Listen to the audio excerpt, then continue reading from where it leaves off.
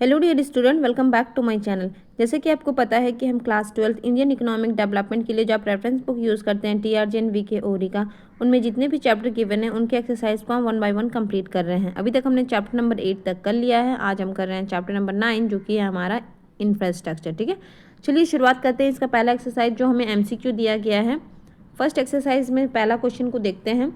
Which of the following is considered as social infrastructure. Social infrastructure वैसे infrastructure होते हैं जो कि सोसाइटी में वेलबिंग लेकर आते हैं। ठीक है, वेलफेयर लेकर आते हैं। Transport, education, communication, energy. तो यहाँ पर बिल्कुल यहाँ पर हो जाएगा हमारा education, option number B. Question number 2 है, which of the following is not a type of commercial energy. इसमें से कौन सा कमर्शियल एनर्जी नहीं है ना, नॉट बोला गया है, आपको ध्यान रखना है। फायरवुड, नेचुरल गैस, कोल या फिर इलेक्ट्रिसिटी। तो कौन सा कॉमर्शियल नहीं है? हमें पता है कि नेचुरल गैस, इलेक्ट्रिसिटी, कोल सारे ही क्या होते हैं, तो कॉमर्शियल एनर्जी हैं। लेकिन जो फायरवुड है वो कॉमर्शियल नहीं है। ठीक है, वैसे तो ठीक है। चलिए आगे बढ़ते हैं। ऑप्शन नंबर ए बिल्कुल करेक्ट है। नेक्स्ट देखते हैं, which of the following is consider as non conventional energy. Non conventional energy वैसी एनर्जी होती है जो कि परंपरा में मतलब कि पहले से नहीं चली आ रही है। ठीक है, अभी नया नया इन्वेंशन हुआ है उसका। तो सबसे पहला दिया गया है सोलर एनर्जी, कोल, इलेक्ट्रिसिटी, नेचुरल गैस। तो बिल्कुल यहाँ पर हो जाएगा हमारा सोलर एनर्जी। ठीक है, जो कि कन्वेंशनल नहीं है। नेक्स्ट क्वेश्चन देखेंगे, क्वेश्चन नंबर 3 तो हो गया ना। क्वेश्चन नंबर 4 को देखेंगे। इंफ्रास्ट्रक्चर फैसिलिटेट, क्या फैसिलिटेट करता है इंफ्रास्ट्रक्चर? तो outsourcing, industrial linkage, investment, all of this. तो बिल्कुल ऑल ऑफ दिस है ना। इंफ्रास्ट्रक्चर होने से ये सारी ही चीज़ें हमारे लिए क्या हो जा रही है, ईजी हो जाती हैं। नेक्स्ट क्वेश्चन देखेंगे, क्वेश्चन नंबर 5 को। क्वेश्चन नंबर 5 हमारा which sector accounts for highest consumption of energy in India. तो हाईएस्ट कंजम्पशन कौन करता है एनर्जी का? Transport, industry, house hold, agriculture. तो जाहिर सी बात है सबसे ज़्यादा कौन कंज्यूम करता है, तो इंडस्ट्री एनर्जी करती है। ठीक है, क्योंकि उसको प्रोडक्शन करना होता है इस कारण से।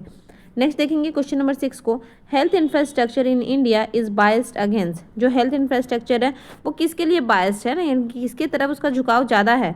The rich, poor, women, both B and C. तो यहाँ पर जाहिर सी बात है कि जिसके पास पैसा है उसके पास अच्छा हेल्थ फैसिलिटी है, अच्छा हेल्थ इंफ्रास्ट्रक्चर है, और जिसके पास पैसा नहीं है यानी कि जो पुअर पीपल है उनके लिए हेल्थ फैसिलिटी अच्छी नहीं है। ठीक है, नेक्स्ट क्वेश्चन देखेंगे, क्वेश्चन नंबर 7।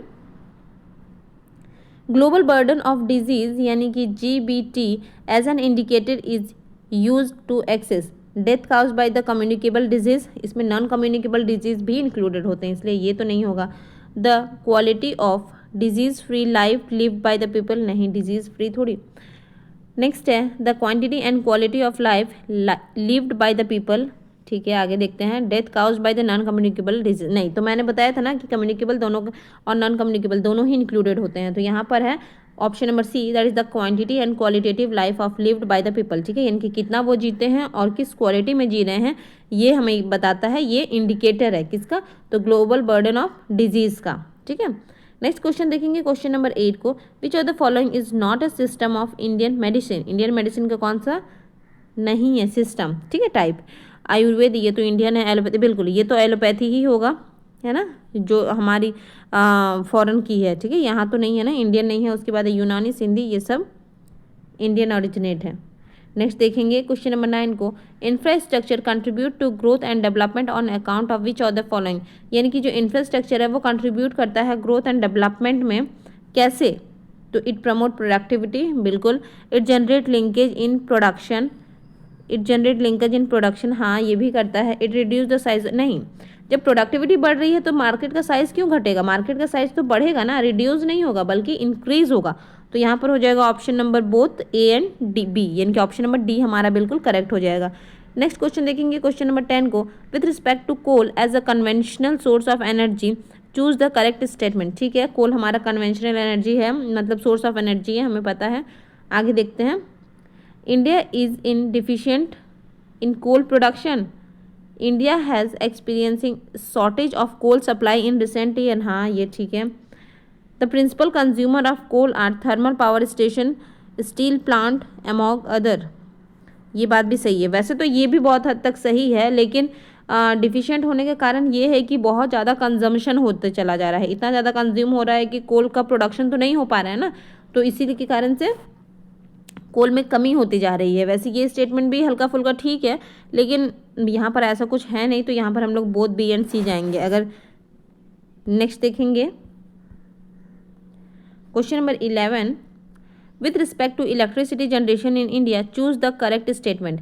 ठीक है, इलेक्ट्रिसिटी जनरेशन के बारे में पूछा गया है। The private sector accounts for major share of power generation in India. Private sector का ज़्यादा शेयर है तो नहीं, प्राइवेट सेक्टर का ज़्यादा शेयर नहीं है, जब बल्कि पब्लिक सेक्टर इससे जनरेट करती है। ठीक है, प्राइवेट सेक्टर तो अभी स्टार्ट ही हुआ है, और वो भी बहुत ही कम प्राइवेट सेक्टर इसे प्रोड्यूस करते हैं, जैसे कि अदानी वगैरह टाइप का, लेकिन ज़्यादा नहीं, ज़्यादा ये पब्लिक सेक्टर के हाथ में ही है। नेक्स्ट देखेंगे, द गवर्नमेंट हैज़, आप मोनोपोली मार्केट जब आप पढ़े होंगे तो अब आप पढ़े होंगे कि इलेक्ट्रिसिटी क्या है, तो इलेक्ट्रिसिटी मोनोपोली है किसकी, गवर्नमेंट की, है ना। तो ये सारी चीज़ें भी है। नेक्स्ट है, the government has restricted the entry of private sector in power generation in India. Government restrict करती है प्राइवेट सेक्टर को पावर जनरेट करने के लिए, तो रेस्ट्रिक्ट नहीं करती है। नेक्स्ट है, मतलब एक बैरियर लगा हुआ है लेकिन ऐसा कोई रेस्ट्रिक्शन नहीं है। ठीक है, ये वर्ड रेस्ट्रिक्शन यहाँ पर गलत है, हल्का बैरियर है जिसको कि आप कर सकते हैं आगे। नेक्स्ट देखेंगे, for the generation of power, एक मिनट, for the generation of power India is mainly dependent on the thermal power plant. हाँ, ये बात तो सही है। The share of new and renewable source of energy in power generation has been increasing leaps and bound in recent year. इसमें क्या पूछा है, चूज द करेक्ट स्टेटमेंट। अच्छा, करेक्ट स्टेटमेंट आपको बताना है, तो यहाँ पर ये स्टेटमेंट बिल्कुल सही जा रहा है ना। The generation of power is mainly dependent on the thermal power station, यानी कि ज़्यादा से ज़्यादा पावर हमें कहाँ से मिलता है, तो वही कोल को बर्न करके, यानी कि थर्मल पावर प्लांट से ही हमें मिलता है। ठीक है, नेक्स्ट देखेंगे क्वेश्चन नंबर 12। क्वेश्चन नंबर 12 है हमारा, which of the following are the emerging challenge in power generation in India. ठीक है, कौन सा चैलेंज है पावर जनरेशन में, inadequate generation of electricity, less capacity utilisation, transmission and distribution losses, all of this. तो बिल्कुल यहाँ पर हो जाएगा ऑल ऑफ दिस। नेक्स्ट देखेंगे क्वेश्चन नंबर 13 को, which of the following fact illustrate the development of health service after independent in India, death in decline rate, rise in life expectancy, control over deadly disease, all of this. तो यहाँ पर हो जाएगा all of this. ठीक है, ये सारी चीज़ें इंडिपेंडेंस के बाद, मतलब हमें लगता था कि है, लेकिन ऐसा कुछ भी नहीं था, क्योंकि उस टाइम तो हमारे पास कुछ था ही नहीं ना, फैसिलिटी नाम की कुछ चीज़ नहीं थी, इवन हमारे पास जो था वो भी ले गए थे, तो इसीलिए उस वक्त ऐसा ये सारी प्रॉब्लम थी। नेक्स्ट देखेंगे क्वेश्चन नंबर, नहीं, नेक्स्ट एक्सरसाइज है हमारा, fill in the blank. Dash infrastructure accelerate the process of economic growth. कौन सा इंफ्रास्ट्रक्चर प्रोसेस इकोनॉमिक ग्रोथ को शो करेगा, तो इकोनॉमिक इंफ्रास्ट्रक्चर एक्सलेट करेगा। ठीक है, नेक्स्ट देखेंगे, economic and social infrastructure are dash to each other. Economic और सोशल इंफ्रास्ट्रक्चर क्या है, तो कॉम्पिटिटिव नहीं है बल्कि कॉम्प्लीमेंट्री है ना, एक के आने से दूसरा ऑटोमेटिक बढ़ेगा, एक मतलब पहले के आने से दूसरा बढ़ेगा, दूसरे के आने से तीसरा बढ़ेगा, यानी कि दोनों साथ साथ में ही चलते हैं। क्वेश्चन नंबर 3 है, dash is the most important component of economic infrastructure, energy या फिर हॉस्पिटल। तो कौन सा है जो इकोनॉमिक इंफ्रास्ट्रक्चर की बात की गई है। ठीक है, अगर सोशल बोला जाता तो हॉस्पिटल होता, लेकिन यहाँ पर इकोनॉमिक बोला गया है तो एनर्जी हो जाएगा। नेक्स्ट है, wind energy is a dash source of energy. तो विंड एनर्जी क्या है, नॉन कन्वेंशनल है। नेक्स्ट है, for the low income country dash infrastructure is utmost importance. ठीक है, तो ये क्या हो जाएगा, फॉर द लो इनकम, अच्छा किसके लिए बात की गई है, तो लो इनकम कंट्री के लिए बात की गई है, तो basic infrastructure is the utmost importance. ठीक है, पहले बेसिक आएगी क्योंकि उनके पास ऐसे ही इनकम की कमी है, तो पहले बेसिक सर्विस आएगा, तब तो आप बाकी रिलेटेड सर्विसेज दे पाएंगे। नेक्स्ट है question number 6, India has dash health care system. India के पास कैसा हेल्थ केयर सिस्टम है, 2 टायर या फिर 3, तो जाहिर सी बात है 3 है ना, प्राइमरी, सेकेंडरी और टर्शियरी। नेक्स्ट है हमारा question number 7, dash health centre focus on educating people on issue relating to health care. ये तो प्राइमरी है ना, जो प्राथमिक स्वास्थ्य केंद्र होता है वो सारी चीज़ें आपको बताती है। नेक्स्ट है क्वेश्चन नंबर 8 है हमारा, dash sector account for the more than 80% of the total health care spending in India. कौन सा सेक्टर सब मतलब 80% से ज़्यादा क्या करता है, हेल्थ सेक्टर में स्पेंड करता है, तो यहाँ पर हो जाएगा हमारा प्राइवेट, क्योंकि पब्लिक का तो स्थिति एकदम ख़राब हो चुका है।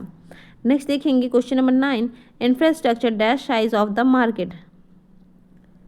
एक मिनट, infrastructure dash size of the market reduce और इन्हेंस, तो हमने अभी एमसीक्यू में भी पढ़ा था कि इंफ्रास्ट्रक्चर क्या करेगा, इन्हेंस करेगा, है ना, रिड्यूस नहीं करेगा बल्कि बढ़ाएगा साइज ऑफ मार्केट, क्योंकि प्रोडक्शन ज़्यादा होगा तो मार्केट भी तो बढ़ेगी ना, मार्केट का साइज भी बढ़ेगा।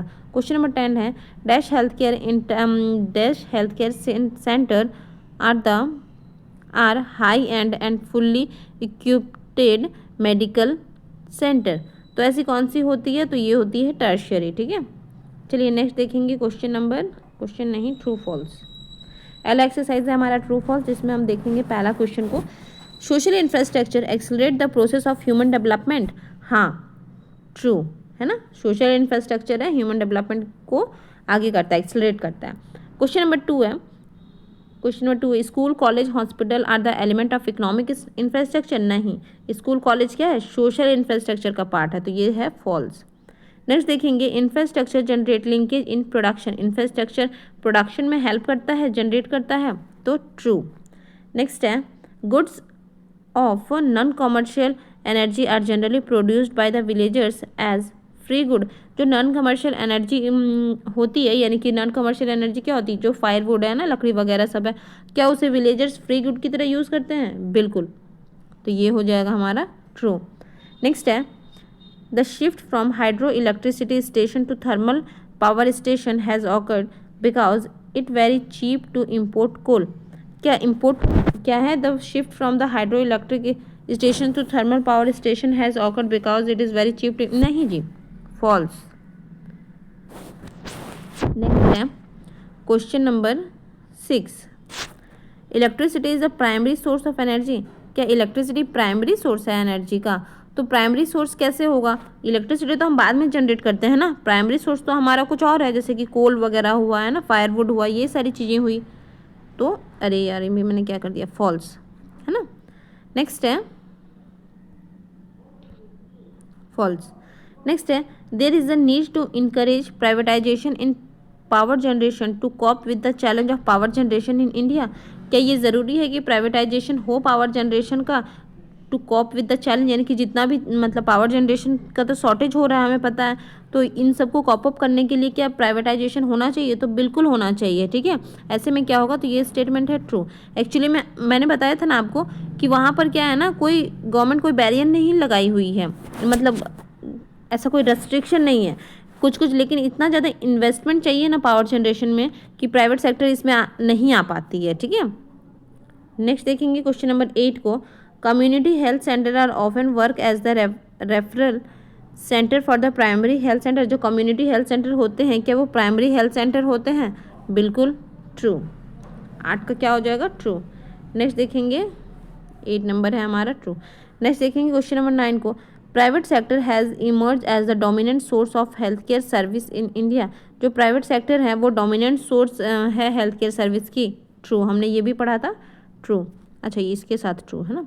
नेक्स्ट देखेंगे Indian system of medicine are the system of medicine which are considered to be Indian in origin और which have come to India from outside and got the assimilate into the Indian agriculture. हाँ true, बहुत सारी ऐसी चीज़ें हैं जो कि, ओहो फॉल्स नहीं, ट्रू, बहुत सारी ऐसी चीज़ें हैं जो कि बाहर से आई हैं और बाद में वो इंडियन कल्चर के साथ, इंडियन का जो मेडिसिन है उसके साथ वो एसिमुलेट हो गई हैं, है ना, तो ये है ट्रू। नेक्स्ट क्वेश्चन देखेंगे, क्वेश्चन नहीं, नेक्स्ट हमारा जो एक्सरसाइज है जो कि है मैचिंग, तो यहाँ पर दिया गया है करेक्ट पेयर ऑफ स्टेटमेंट बताना है ना, तो ये है फर्स्ट नंबर में देखेंगे economic infrastructure accelerate the process of human development. नहीं, इकोनॉमिक इंफ्रास्ट्रक्चर नहीं, सोशल इंफ्रास्ट्रक्चर से ह्यूमन डेवलपमेंट होता है। ठीक है, नेक्स्ट देखेंगे बी को, natural gas non conventional source of energy. नहीं, ये तो कन्वेंशनल सोर्स ऑफ एनर्जी हुई ना। नेक्स्ट है power generation in India optimum capacity utilisation. क्या जो पावर जनरेशन होता है वो मतलब ऑप्टिमम यूज़ करती है, तो ये थोड़ा सा तो नहीं सा लग रहा है। नेक्स्ट देखते हैं एम्स है टर्शियरी हेल्थ केयर सेंटर। हाँ ये बिल्कुल सही है, तो ऑप्शन नंबर डी यहाँ पर हो जाएगा करेक्ट है हमारा। जो एम्स है वो क्या है, टर्शियरी हेल्थ सेक्टर का एग्जाम्पल है। नेक्स्ट देखेंगे, नेक्स्ट है हमारा कॉलम 1 कॉलम 2 को मैच करना है। ठीक है, फर्स्ट नंबर में देखेंगे, यहाँ से देखते हैं कॉलम 2 से, a conventional source of energy. Conventional source of energy क्या है, तो इकोनॉमिक इंफ्रास्ट्रक्चर, पेट्रोल, ये पेट्रोलियम हो जाएगा। नेक्स्ट देखेंगे available as a free gift of nature. Primary source of energy.